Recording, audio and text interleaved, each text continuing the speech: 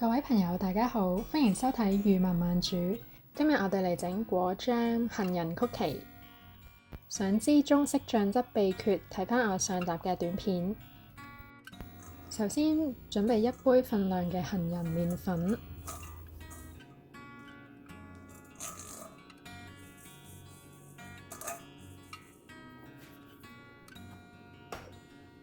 跟住準備2湯匙嘅溶咗嘅牛油。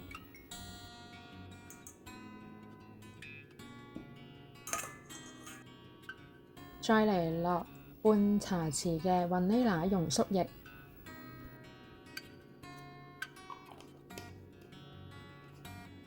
加3湯匙嘅紅糖糖漿，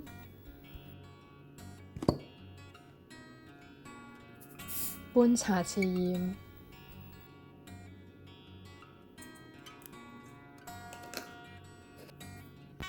攪勻佢。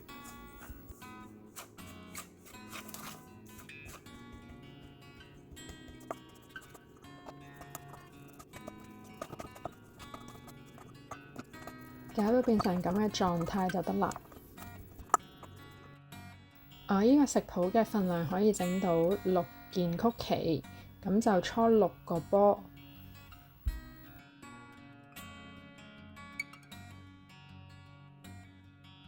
然後用手指公喺中間撳個凹陷位，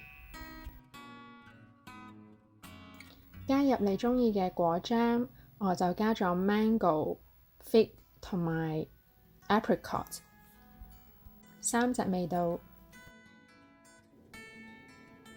近嘅望一望，係咪好別緻呢？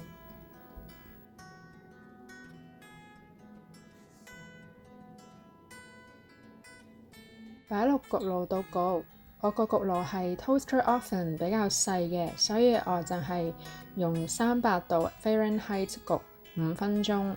如果大嘅焗爐呢，就用350度 Fahrenheit 焗10分鐘。但係中間要不斷望下，睇下係咪呈現金黃色，就即係熟啦。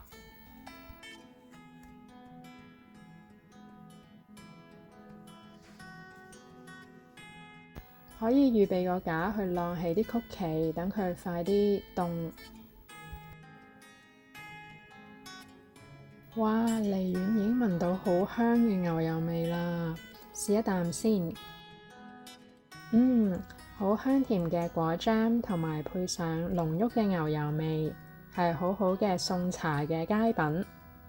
咁今日我哋就講住咁多先啦，下集再一齊整嘢食，拜拜。